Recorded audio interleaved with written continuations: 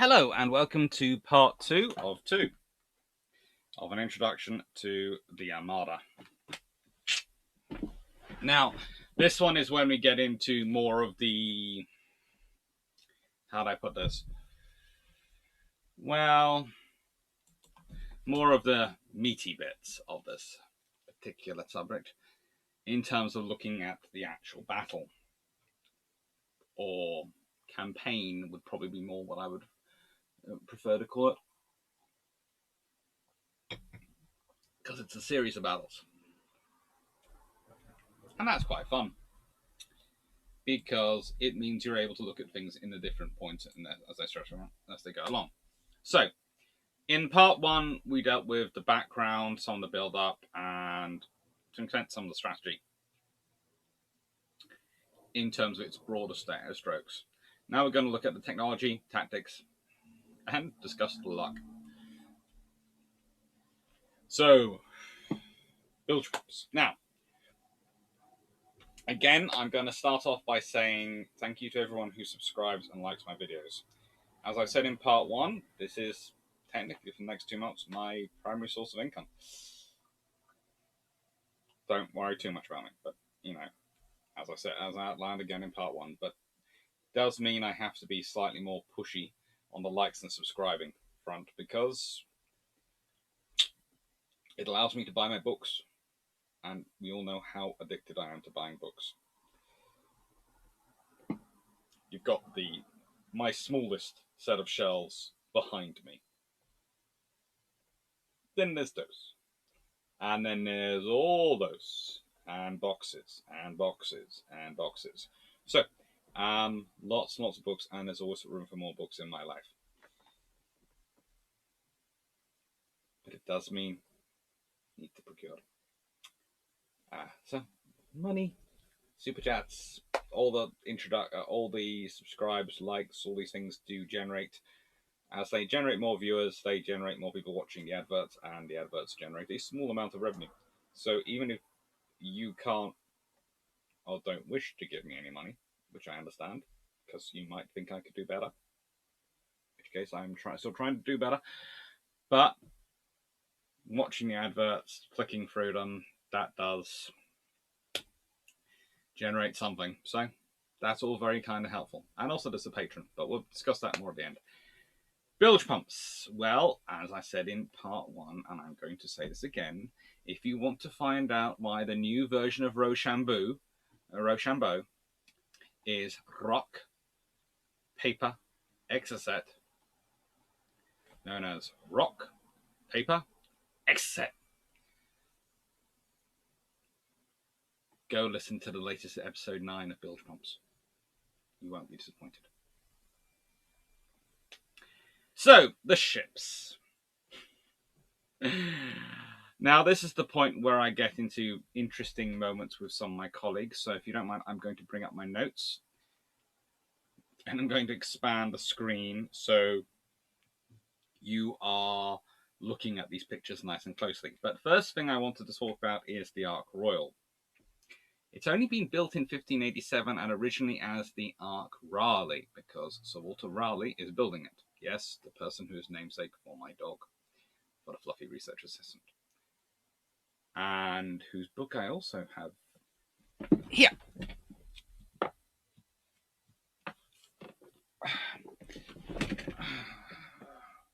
Rod Rennell, Sir Walter Raleigh. It's a good book about him. It is.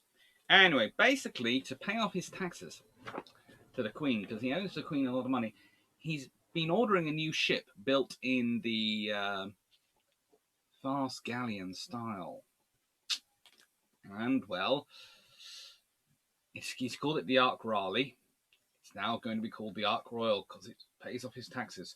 And Lord Howard is very, very pleased to get her. It definitely is very good value for money for the Queen in terms of tax base. And the San Martino is San Martin is the Spanish equivalent. That is the flagship of the Duke de Medina Sidonia. So, Ark Royal is Lord Howard's flagship. That's where that name comes from. And San Martino is the flagship of the Duke Medina Sidonia. So, let's compare these ships, shall we?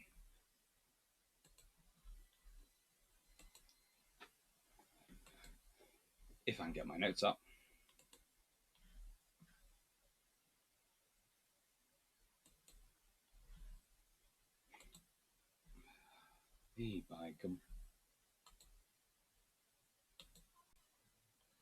Yes. Nope, stop. Sorry. Right. The Ark Raleigh, or Ark Royal, as commissioned, well, we don't have quite a full stats for her, but we reckon she was probably a little over, and probably around about 600 tons.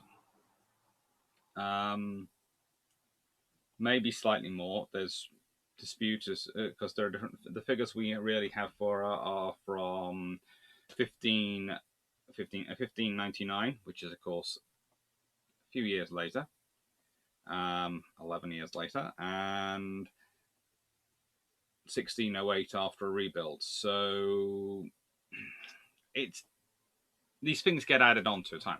Anyway, so she is built with quite a small forecastle, but she does carry 55 guns as of 1599. So we can presume probably in 1588 she's not far off this.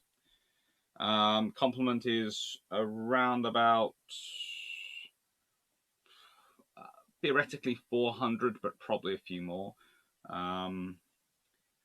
She carries 4 60-pounders, 4 30-pounders, 12 18-pounders, 12 9-pounders, 6 6-pounders, and 17 small guns. So, honestly, she is not that dissimilar to what we would call a fifth-rate ship of the line in terms of numbers of guns. Although the fact that her gun armament isn't uniform is what, in most of these ships isn't uniform, is what causes most people to start going, oh, they had so many small guns, they were so much smaller, so much less armed than their opponents. Well, the Armada ships weren't much different either. So, these things sort of work like that.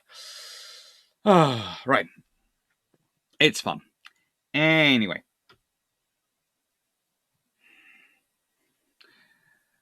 She had been ordered by Sir Walter Raleigh because he needed a new flagship for what was basically privateering missions he was going on. But, as said,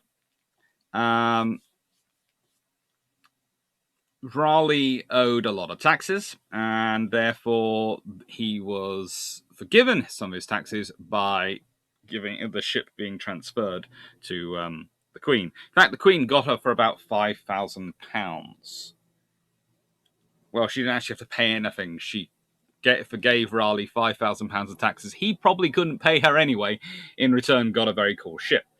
And money was very well given is the phrase which Lord Harrington apparently comes up with. Her guns are spread over 2 gun decks. She has a double forecastle, a quarter deck, and a poop deck. She is also not probably the best ship for if you want to be a soldier, as she does tend to roll heavily because she's tall and narrow, which is like most ships at this time. Not great for seakeeping. And she was the flagship not just during the Spanish Armada, but she was also the flagship during 1596 when Howard goes on a raid of Cadiz, and she's a flagship in 1599. And after the James VI comes to power, she gets renamed as the Anne Royale, after his consort, Anne of Denmark, his lovely wife, and then is rebuilt at Woolwich Dockyard to a 42-gun ship. Again, various weights of shot. They are slightly heavier than the previous ones. And she actually serves till 1636 when she gets sunk by her own anchor. Yep, it happens. You don't get stored properly, you get sunk by your own anchor. Ay, caramba. Now, the San Martino, in contrast, was built in 1580, so was actually, well, she was 8 years old by this point. She, started her life, whereas the Ark Royal was a baby.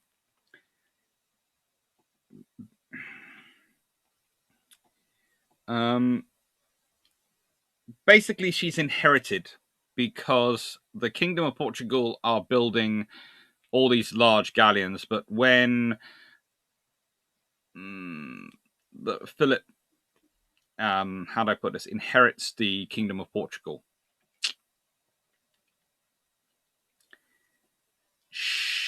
she's one of the ships they inherit. And the reason Portugal has this galleon fleet is because of Vasco da Gama and their voyages around the world, and they're trying to build themselves up with a global trade. And I'll get more of that in a second. But these are probably the critical ships of the sort of the Armada in terms of its firepower, and they have 48 heavy guns apparently. Again, it's of various types and sizes. And at one point, she does appear to, during the contest, fight off 12 English galleons and race galleons. That's the fast galleons.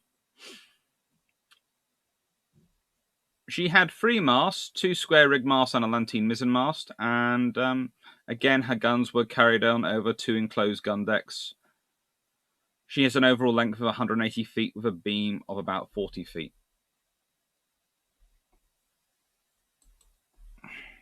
She's a good ship.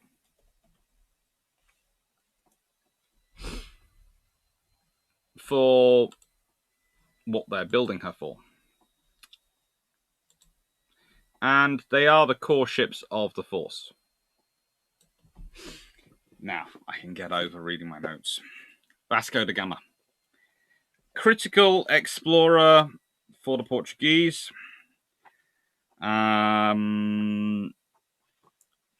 Basically, almost a Portuguese version of a conquistador. I love this book because it has maps in it, which fold out, which are pretty darn cool. And it's a nice level one. It's Life and Trails of Vasco da Gama by K.D. Mandan. And I found out about Vasco really when I was doing a module with a lecturer during my bachelor's called Dr. Claire Norton, who was always keen on teaching us about stuff around the world. And this is a style of ship which we're talking about when talking about the galleons. They are for long-range oceanic voyages with enough firepower that when they turn up, they can impress pretty much anyone, and they can do what they need to do. These galleons are critical for the Spanish control of their entire empire. Without them, they can't get the specie, the gold, silver, all the stuff they need from the various places, which are what keeps their economy going. Which is why they build them out so much. But they're not the be-all and end-all. There is a size difference, and in this case, it's the race-built galleons, which the English are focusing on. So, I'm going to disappear again to give you time to read, the ability to read this. Now, thanks to, in many ways, Hawkins, who is pretty much, to my mind, to an extent, the Henderson figure of the period. He works out quite quickly that the English can't afford to get into grappling range with the Spanish at any point. They do not have the manpower. They do not have the numbers of ships. They can't afford to do this as a close-range grappling fight, which is what the Spanish like to do in their tactics. They like to get close. They like to board. They basically like to treat their sea battles as extensions of land battles. Which makes sense. That's how the Spanish have managed to achieve what they have done in the Mediterranean, which is galley warfare, which is very similar to that.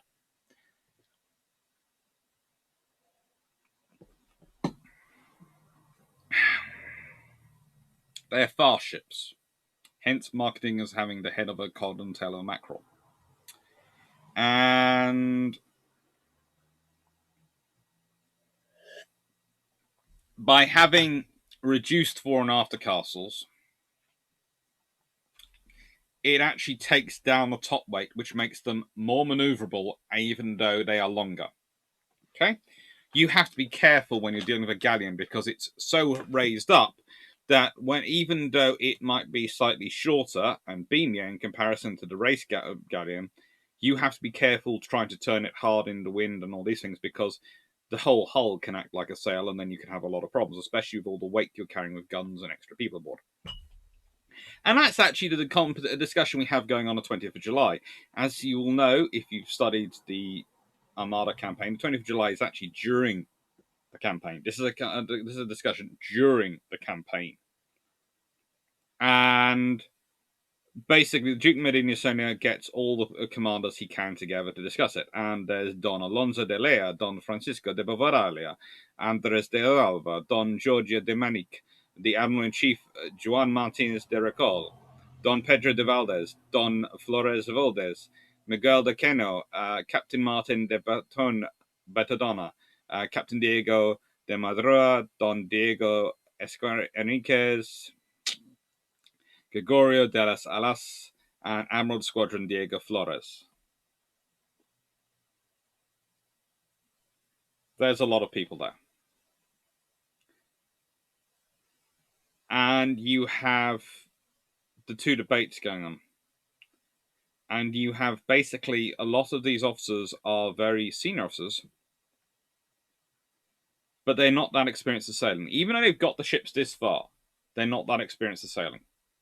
So that's the big advantage going backwards and forwards. You have the fact that the British English have been building galleons basically to fight the Spanish. They have looked at them, they've analysed the Spanish, they've looked at the reports of Drake, of Raleigh, of other officers who engaged them, and they have gone, right then, how can we engage them well? Well, honestly, the advantages the English have is a technological base, quite a lot of sailors, experienced sailors, and more important than all of that, they have the ability to build their fleet. They're not already building, and they're not building it to fight in the Mediterranean, do the long cruises to South America, and fight in everywhere else in the world. They're building it to fight the Spanish, and they're building it to fight the Spanish. They don't mind if it can do the long cruises. That's quite nice, especially the bigger ones, the vessels. But they don't have to. And one of the figures you're going to hear quite a lot when you're looking at this is that 55 ships go out from Plymouth to engage. And of course, I gave a figure earlier of closer to 200 ships for the English amassed against the Armada. That's because the Armada's numbers, 130 ships, includes their warships, their store ships, all the things they're having to move. Honestly, quite a lot of those ships are not ships you want involved in a fight, and there aren't going to be a lot of them using their guns. They might have a few guns mounted, and we're going to get into this in a second, but they're not really going to be. They're not going to be ship guns, mostly, and they're not going to be manned by mostly by ship crews. They're mostly going to be manned by soldiers who haven't been dealt with ship firing. And as we all know, the experience of firing from a fixed position on land, which isn't moving, versus the experience of firing from something which is doing is very different. It is. So, it's fun. And so this is why I don't agree with all the people going, it was a massive victory against the odds.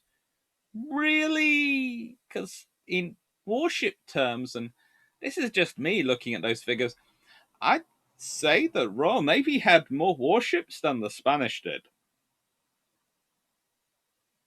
Unpopular opinion, maybe, but if I was talking about properly man-crewed, organized, led warships,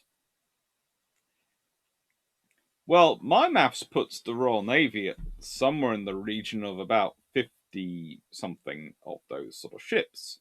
And I notice it's 55 ships which go out from Plymouth. And looking at those list of ships,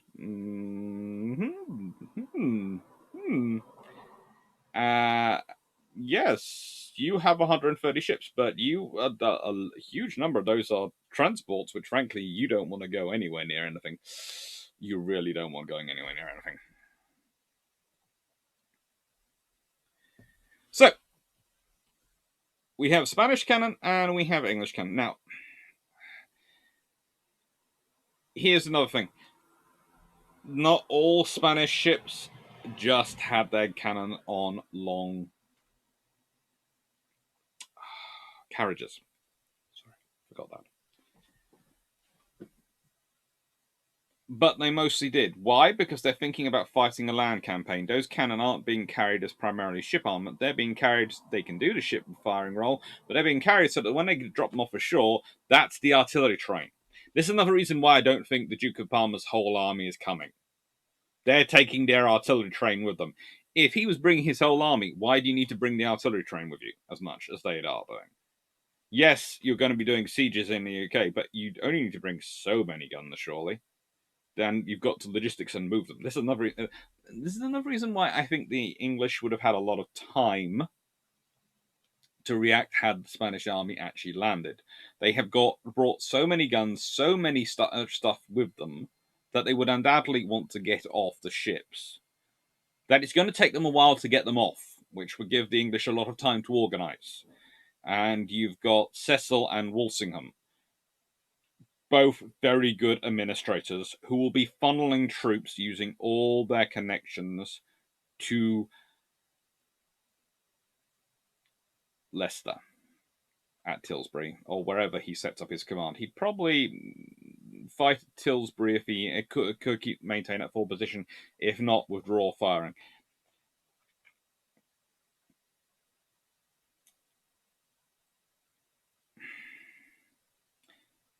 The whole point about the carriages is this. To reload a cannon, you, especially when it's muzzle loading, you have to roll it back in, be able to get around the front, ram everything down, then fire.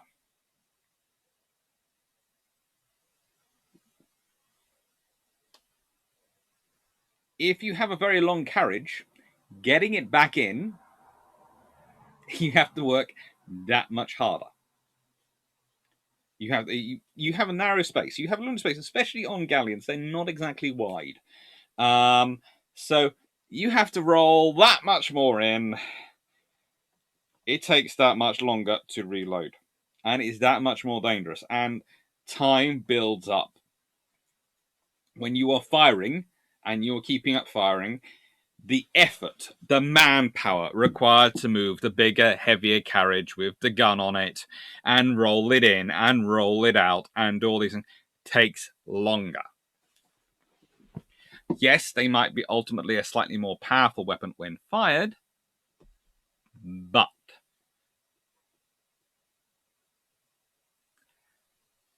it's going to be more complicated.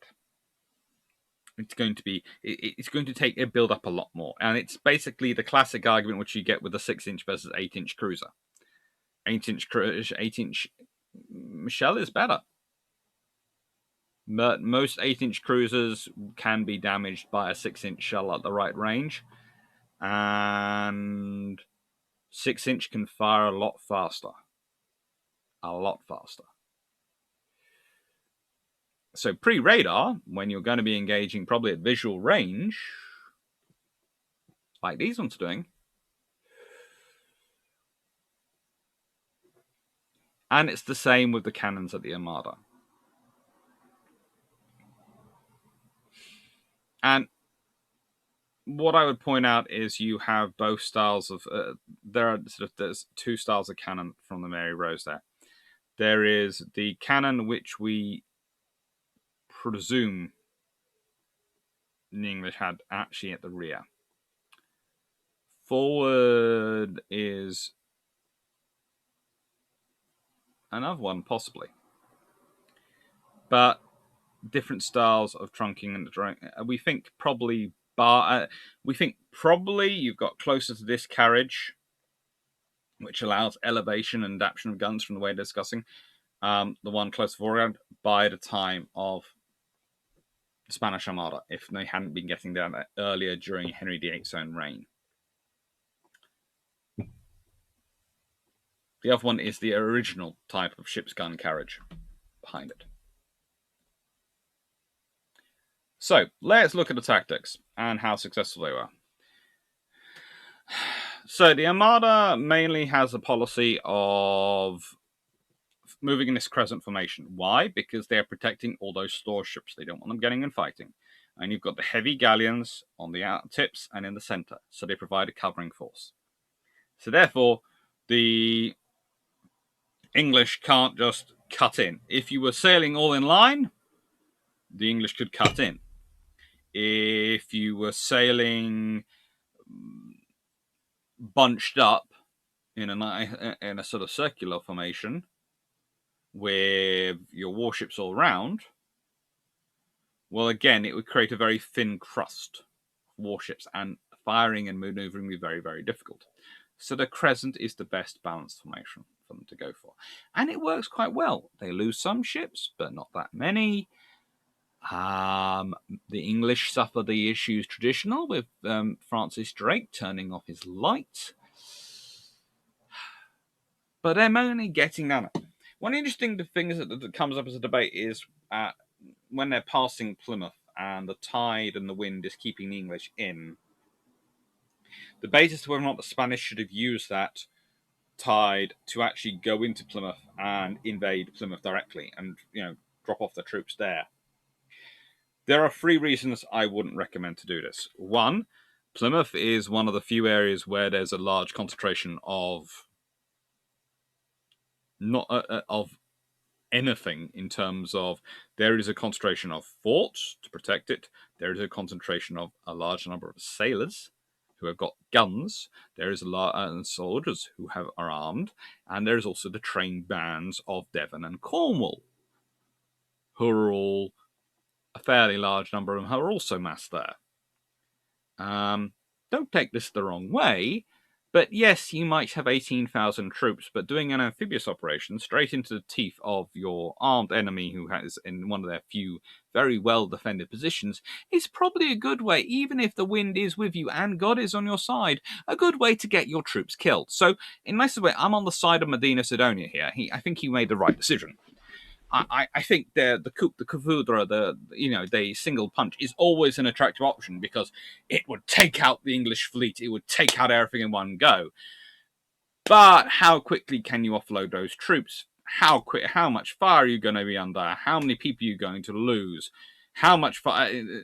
It's also a good way to possibly get your whole fleet wiped out and give the English a great and glorious victory, when your orders are quite simply to carry on sailing and meet up with the Duke of Parma. And he does this. The trouble is, where he's waiting for the Duke of Parma, where he's eventually picks to organize his forces and wait for the Duke of Parma, is not exactly as protected as it could be. And fire ships are used to burn up and get them going. And basically, it's because, again, the vast majority of the fleet is not warships. The vast majority of the Armada is not warships, are not warships. They are the Spanish are using their warships for lots of things. They're not concentrating all their warships on the Armada. They're doing lots of other operations around the world at the same time. They need those warships elsewhere. So this is why the fleet is able to be broken up as it is. If you look at dealing with the fire ships, the warships, the galleons, are some of the best at towing off and holding their position. But the other ships are what scatters. And that's the thing. What's a victory for the English? The victory for the English is the Spanish not being able to invade. That's victory. So when people start going, oh, it's a moral victory or it's a psychological, no. It's a victory. The Spanish don't invade. That's the victory. That's the point. It doesn't matter if you destroy the enemy fleet or not. What matters is, do the Spanish manage to invade? They don't.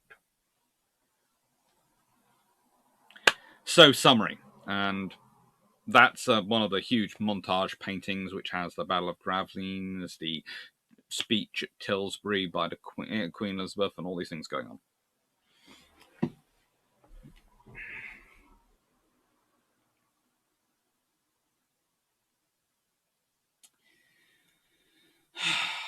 The Armada, 1588. I teach it a lot. The main point that you have to think about when you're talking about the Armada, the main point you have to start thinking through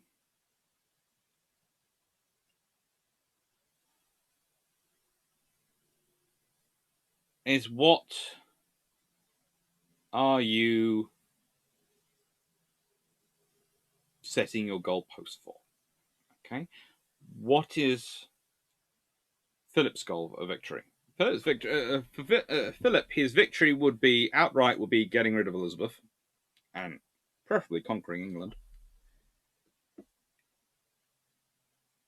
His next point, his reserve position, is forcing Elizabeth to accept Catholic dominance of the world and disband her navy and stop supporting Netherlands and all sorts of things. Preferably pay back some money and pay him some money as well. Costs for all the damage she's done to him. What is victory for the English? Well, I'd say for Elizabeth, it's staying on the throne and staying in power. I'd say for England, it's not being invaded. The Spanish actually invading is problematic. As I said, I've outlined my idea of why I don't think the often put up figures of, yes, the Spanish, there was a mighty army, they would get 58,000 troops. Well, that would require you leaving Netherlands with virtually no troops and certainly no mobile army to put down the issues you've got still going on in the Netherlands and dealing with the French from up there and possibly some issues going on in Germany or, what we call now Germany these days. Holy Roman Empire sub-territory. Then you have all sorts of issues going on with if they don't get that full force across, you've got the fact that the English will put a lot more troops. 4,000 is their initial response. 4,000 is the initial army called to Tilbury. And lots of people, oh, this is the army. That's not the army. That's the initial force being put to Tilbury because they don't want to spend more money than they have to. Why? Because Spain keeps going bankrupt doing these military operations. The English is very much trying not to. They're not as rich as other people think they are. The classic thing is when James the Sixth becomes James the First. James the Sixth of Scotland becomes James the First of England, and goes, "Yes, I now have access to all these riches," and then realizes that actually the English are not as rich as he thinks they are. They spend a lot of their money. They have a lot more income than Scotland does, but they have a lot more expenditures. Keeping things like navies, etc., is expensive. Even when you hold off on paying them off and then basically starve them and cause them to all die. Yeah, there was some short-sightedness definitely going on. In terms of, therefore, the question of today. So what's the victory technological? Well, I haven't really gone as much into the canon as I probably should have done, but that's because honestly I don't think it was technological.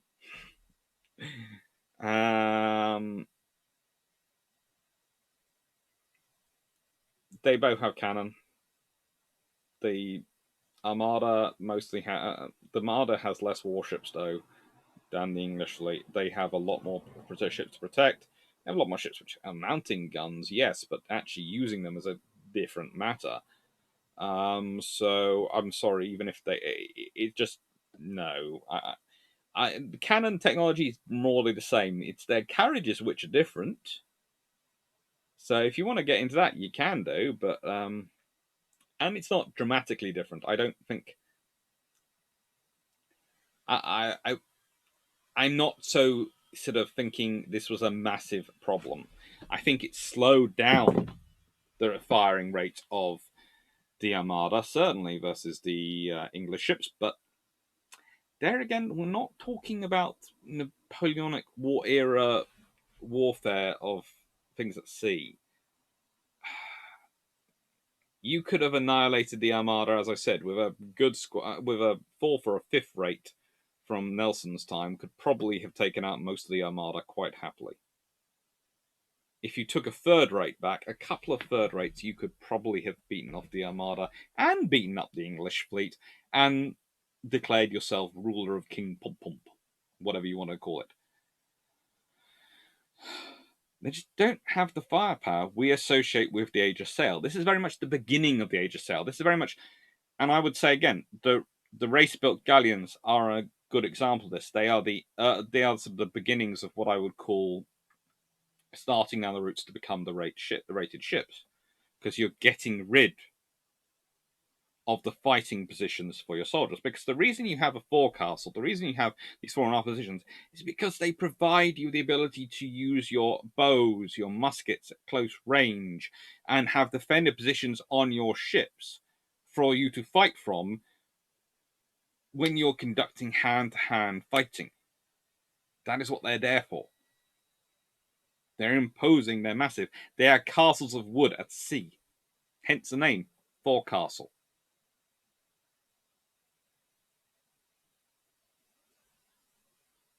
And what's really interesting is, honestly, it's like if things like the instant legless had existed in this period and the English had had them, they might well have closed to grappling range with the Armada, which could have seen a very different sort of battle action. Because if you'd had rapid fire longbows, well, you could have done a lot of damage to the massed troops that the Spanish vessels were carrying. But they didn't, so they don't. So they are engaging with guns at range. But that's more of a mythological beat. And in the end, I think it has to come down to a combination of strategy and luck. Luck is the weather. The weather is useful. The weather does play its part and really help the English strategy. But the English strategy is to just not let the Spanish have a moment's rest, to organize, to facilitate any organization. They have a fairly good idea of the plan, thanks to Walsingham's spy network and probably Cecil's as well. So they know what's pretty much going on. And they have their strategy is to keep the Spanish moving. And that works. It's a mission kill. But a mission kill is what you go for in wartime. In peacetime, as I'm always making the point, and I probably will be making this point for my life, in peacetime you talk about killing the enemy. In wartime, you talk about stopping the enemy.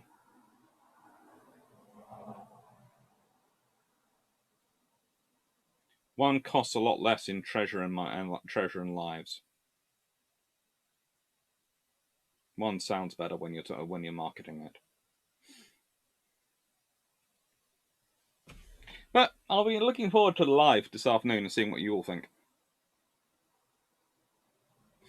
So, today, of course, is the outcome of Spanish Armada, the Battle of Cape Passaro, and HMS Emerald and Enterprise. Now, the interesting thing about the E-Class is they are both, in my mind, the last of the World War I style cruisers and the first of the interwar proper cruisers.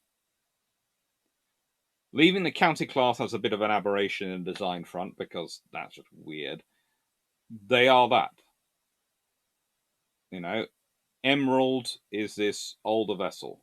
Enterprise is its newer vessel. And there's been a really interesting discussion going on the Discord lately. Brock Payne's mainly started it, about the idea of a resurgent Irish Navy, a sort of an Irish Navy which is built up in the interwar period and is closely allied with the British for whatever reason. Just the sort of theory is what they would have. And the debate went, well, will they get HMS Emerald or Enterprise? And I think we've now agreed that if they were going to build a Ghetto Cruiser, they'd be getting an Aerofuser class. That's been a really, really interesting debate because, there was the first attachment was, of course, Tribal class destroyers, which I am greatly attached to, but I felt actually wouldn't suit them as well. And I made my case. And that's why I love the Discord. I do love the link down below, the Discord, for the way that it's able to have these great, interesting debates and discussions. Right, patron. Yes, this is what you for £3 a month. You get to be a patron, and that means you get access to the slides. You get able to not only put forward and suggest topics for next month. Speaking of that, I haven't set that up live this month yet. Sorry. And it will go live today. And you get to propose, you get to vote on those selected topics. So, it works. Right. Thursday the 20th, the Battle of Tech Seal, the problem of depending upon allies. Tuesday the 25th, could Crete have been saved in 1941? That's something I'm looking forward to. It's one which basically came from Discord because it's been the question so much after looking at Singapore, what could be done to save Singapore? And basically, my point about Singapore was you needed to rethink your entire Far East strategy and put someone in charge of coordinating it all far earlier. And you could probably save Singapore at that point. Because the Japanese are at the end of their logistics stream. So if you've managed to slow the Japanese advance down and maybe stop them, it would work. But you can go look at that with the full of the Singapore videos. The Convoy War in a Perfect Storm of PQ-17, basically how the Royal Navy, all the information coming in is making the Royal Navy think it's their worst nightmare happening, and much like Norway, they respond as they deal with their plan for dealing with their worst nightmare, and then find out it's not their worst nightmare. Where else you can find me? Twitter at AC_Naval History. Always tweeting away. Bilge Pumps, of course. That's me, Drac, and Jamie Farmer Carriers. Patron, £3 a month. I know, I'm selling it rather more than I normally do, but as I said, for the next couple of months, it is technically my only income. And Global Maritime History. I love it. Anyway, thank you very much for watching. Thank you very much for listening. Please share, like, and subscribe. And thank you. It's a pleasure. Bye. See it live.